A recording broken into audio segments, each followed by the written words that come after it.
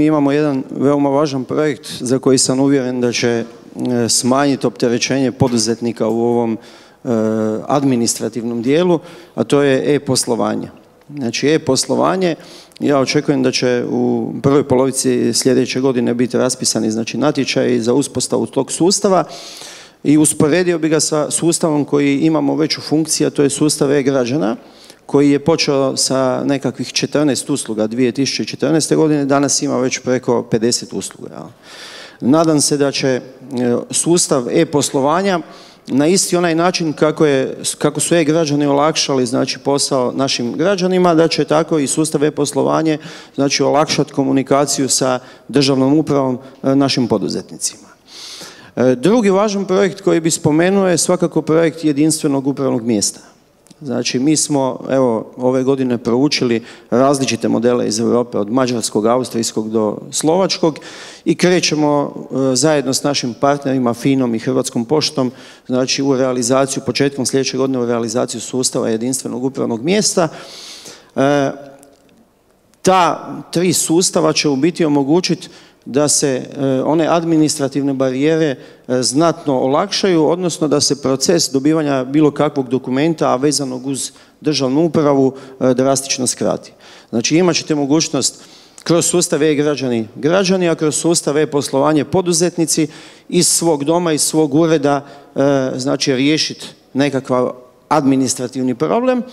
Oni koji to ne mogu, oni će putem jedinstvenog upravnog mjesta riješiti taj problem, znači, a jedinstveno upravno mjesto zamišljeno na taj način da dođete sa svojim problemom i potvrdom ili dokumentom koji vam treba, ostavite ga kod službenika i sustav se dalje brine, znači da vi dobijete konačno rješenje. Znači više nećete biti u potrebi skupljati, ne znam, potvrde po različitim ministarstvima, matičnim uredima i slično, nego će se kroz jedinstveno upravno mjesto rješavati ti problemi.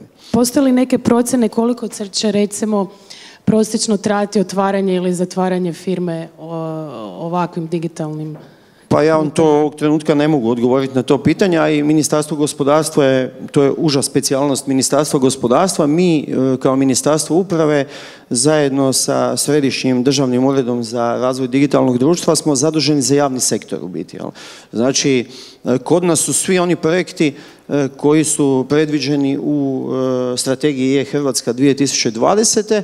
Ima ih negdje oko 126 ili 128 i ukupno su teški negdje oko 2 milijarde i 800 milijuna kuna, od čega je znači milijardu i 800 milijuna kuna predviđeno iz evropskih fondova. Za sad sa gradovima surađujemo na ovom inspekcijskom dijelu, da se malo našalim, ali imamo da kako ovaj plan ponuditi ovaj sustav koji se tiče jedinstvenog upravnog mjesta, znači i e-poslovanja, odnosno kroz ovaj naš budući projekt Centra dijeljenih usluga uključiti sve jedinice lokalne samouprave. Vi znate, nije to samo grad Zagreb, jel? Znači u Hrvatskoj ovog trenutka imamo 20 županija, imamo 128 gradova i 428 općina. Od tog velikog broja, znači jedan dobar dio njih nema uvjete kao grad Zagreb, jel? Treba im doista pomoć da bi mogli poslovati. Grad Zagreb je i kadrovski i na svaki drugi način prilično ekipiran, znači da sam može osmisliti sve ove projekte. Međutim, naš fokus ovog trenutka je na onim manjim općinama i gradovima, znači kojima treba naša pomoć i mi smo sve ove naše projekte, znači putujemo po Hrvatskoj, predstavljamo sve ove naše projekte, znači tim malim gradovima i općinama i nudimo da kako pomoć Ministarstva uprave i države.